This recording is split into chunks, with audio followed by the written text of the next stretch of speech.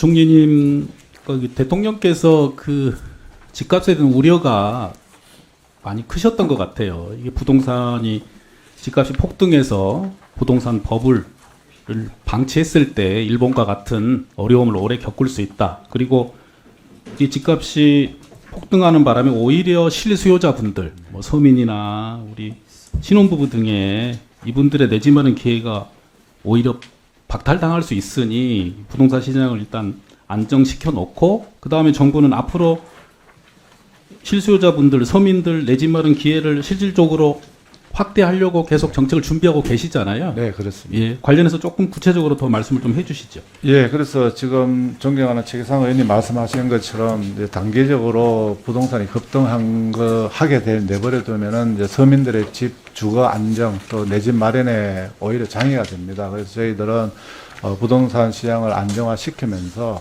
또 결국은 공급의 확대가 최선의 그 정책이다 생각하고 관계부처하고 해서 이 구역별로 진짜 하나하나 뭐가 문제가 있는지를 계속 해결하면서 빠른 시일 내에 하여튼 최대한 그 시장에서 주택이 공급될 수 있도록 하겠다는 말씀을 드리겠습니다. 예, 앞으로 꾸준히 정책을 부탁드리겠습니다. 다음은 저는 이제 온라인 플랫폼법 제정을 이제 해야 될 때가 왔다는 부분에 대해서 말씀을 드리려고 합니다. 슬라이드를 보시면 이 캐대헌 최대 수혜자가 어디냐라는 얘기가 있는데 결국은 이게 넷플릭스라는 곳에서 수혜자다. 가입자 수가 뭐 전 세계 3억 명이고 우리나라에도 1,400만 명이라고 합니다. 근데 그 과정에서는 오히려 우리나라에서 이 토종 업체들은 어려움이 커졌다는 거죠. 특히 온라인 쇼핑 거래액을 최근에 봤던 2024년도에 총 소매 판매액 중에서 240조 정도 되고 이게 2018년에 비하면 100% 이상이 증가한 이런 부분이 있습니다. 이제 온라인 플랫폼법이 제정이 지연되면서 아시다시피 얼마 전에 팀원 UF 이런 사태가 있어서 피해 그러니까 전 국민이 걱정을 하셨지 않습니까? 네. 관련해서 뭐 대금이나 정산 주기 관련해서 이 법이 미리 좀 됐었더라면 이게 피해가 없었을 테라는 문제가 좀 제기가 있었네요. 근데 또 하나는 또 저희 지역에 가서 말씀을 들어보면 자영업자들, 소상공인들은 이 배달업에 관련한 말씀을 너무너무 많이 하세요. 잘 아시는 이 큰 업체들이 너무나 많은 부당한 요구를 한다. 어쩔 수 없이 그에 따라야 되는 이런 문제를 저희한테 말씀을 많이 하시는데 왜 국회에서나 정부에서는 이 법을 못 만드는지 모르겠다. 뭐가 문제냐라는 것 때문에 저희도 좀 알아봤습니다. 그래서 도대체 이 가불관계에서 을을 보호하지 못한 채 외국계 기업이라고 규제를 못하는 주권국가가 어디 있나 이런 생각에서 오늘 말씀을 드리는데요.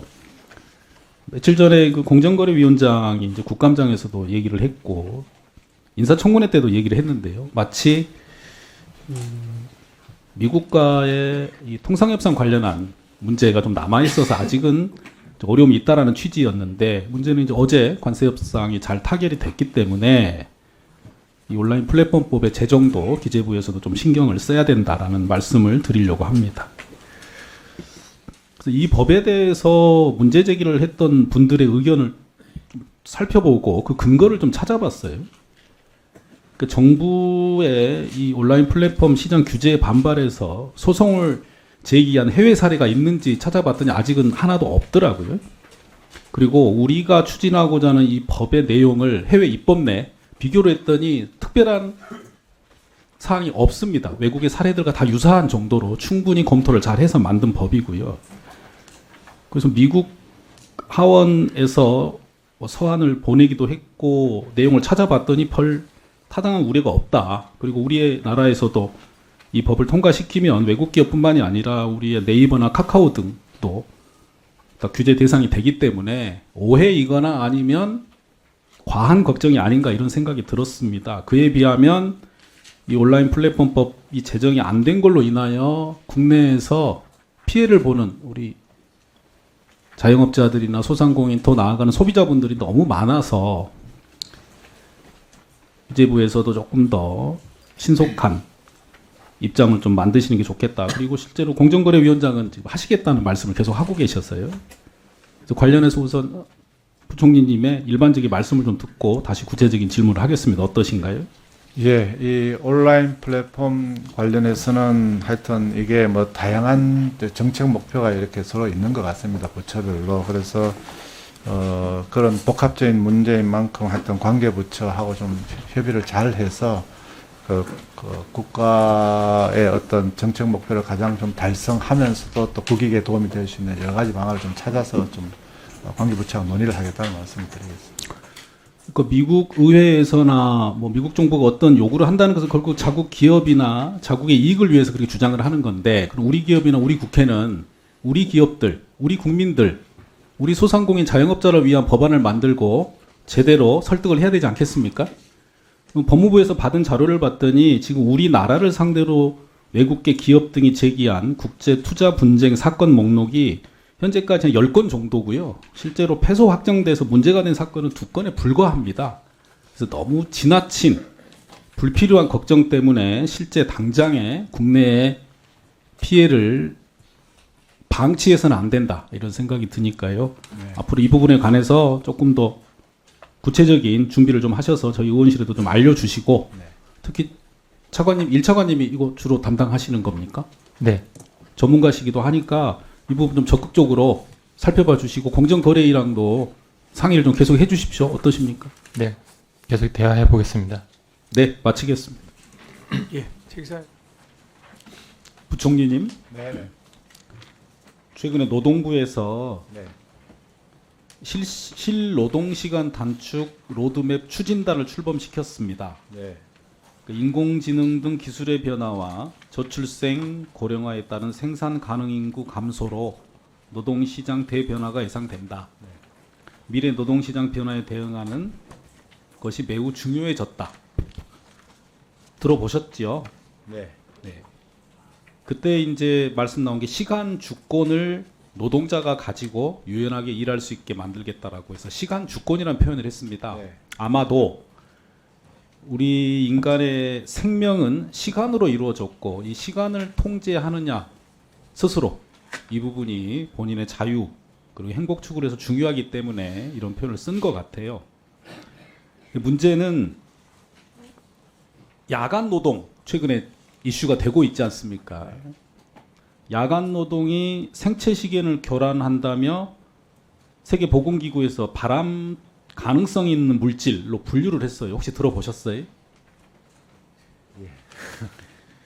즉, 이 소비자 편익과 노동자 건강권 사이에서 균형을 이루어야 되는 부분이고 건강을 해치는 노동 형태는 규제해야 된다는 게 우리 노동법 발전 역사에서 큰 중요한 정신 중에 하나입니다. 네. 그래서 그 부분을 기재부에서도 잘 챙겨봐 주셔서 이 노동 시간 문제가 네. 우리 사회의 미래를 가늠하는데 안착되도록 잘 좀 살펴주십시오. 네. 오늘 좀 주로 제가 드리는 말씀 관련해서 이 좋은 일자리에 관련한 말씀을 다시 드립니다. 이 청년이 바라는 삶의 요소에 관해서 국무조정실에 발표를 했더니 가장 많이 원하는 게 일자리였습니다. 원하는 일자리, 좋은 일자리. 그리고 그 정책도 주거 정책 다음으로 청년들은 일자리 정책을 꼽았고요. 근데 아시다시피 지금 우리나라의 일자리 상황은 청년 취업은 감소하고 고령층 취업은 증가하고 있는 상황입니다. 최근에. 그런데 아이러니하게도 또 노인 빈곤율은 OECD 국가 중에 1위라고 해요. 그러다 보니까 자연스럽게 결론으로 정리를 한다면 이런 표현을 하게 됩니다.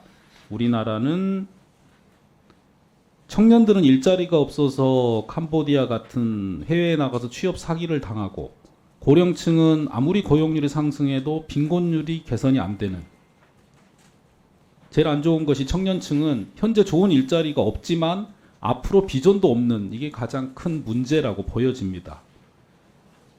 다음을 보니까 근데 최근에 이제 좋은 일자리에 관한 얘기는 이전에도 제가 말씀을 드렸습니다만 노동자가 안전하며 소득도 적정해야 되고 일터에서 차별받지 않고 자기 목소리를 내야 되는데 며칠 전에 그 유수의 그 제과업계 관련한 데서 또 우리 젊은 청년이 사망한 사건으로 좀 문제가 되고 있으니까요. 그것도 좀 살펴봐 주시고요. 최근에 이제 또 어떤 언론 기사 중에 이런 부분이 있었습니다. PPT 넘겨주세요.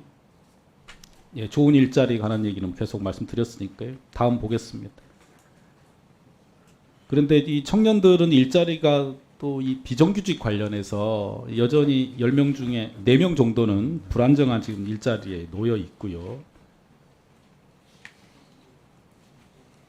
또 며칠 전에는 사회 이동성 지수 관련해서 발표도 했었는데 이 부분을 보니까 소득 분위별 이동 비율에서도 상황이 매우 열악한 지금 연령대에 속해 있습니다. 뭐 당연하겠죠. 비정규직으로 일하다 보니 소득 이동성 부분에서도 희망을 갖기가 어려운 상황입니다. 그래서 며칠 전 언론에서도 이 세대 간 갈등이 불가피한 이슈가 있죠. 지금 최근에 정부에서 고민이 많으시죠. 세제, 재정, 고용. 근데 청년의 이익을 우선하는 게 좋겠다. 네. 미래를 생각한다면 좀 과감하게 판단해라 이런 또 지적도 있었고 저도 동의합니다. 다음 보겠습니다. 근데 정부에서 이제 AI 대전환 관련해서 양질의 일자리 창출을 목표로 하셨는데 다음 보죠. 그리고 일자리 관련 국정과제를 쭉 살펴봤습니다. 다 좋은 얘기고 중요한 얘기신데 결론적으로는 이 모든 정책들이 일자리가 우선 있어야지 의미가 있는 조항인데 일자리를 어떻게 만들 것인가가 조금 더 구체적이고 우리 청년들이 믿고 기다릴 만한 게 필요하거든요. 그에 관한 얘기를 오늘 좀 구체적으로 좀 해주시겠습니까? 네. 예, 저 의원님 말씀 감사하고요. 근데 사실은 청년이 가고 싶어하는 일자리는 아주 뭐 우리 소위 봤을 때 급여도 좀 많이 주고 근로 환경도 좋고 문화도 있고 하여튼 다양한 것일 겁니다. 그래서 제가 아무리 생각해도 그럼 어떤 일자리를 만들 때 청년이 갈 수 있겠느냐 이렇게 봤을 때는 생산성이 올라가야 되는 산업이 아니냐. 적어도 이 산업에서 이게 그 투자가 많이 이루어지고 그래서 저희들이 생각하는 건 좀 청년들을 AI 대전환의 하여튼 이 선두주자로 좀 만드는 게 그나마 어느 분야든지 AI가 필요 없는 분야가 없다는 생각을 가지고 있었어요. 그래서 청년들을 그 교육시키기 위해서 고용부 중심으로 해서 교육 프로그램을 좀 만들고 또 군에 가는 청년들은 군대 입대하는 동안에 AI 교육을 훈련 중간중간이라도 계속 받아가지고 또 사회에 나오면은 좀 그런 AI를 활용한 어떤 생산성 높이는 기업 또는 뭐 창업 이런 게 좀 가능할 수 있게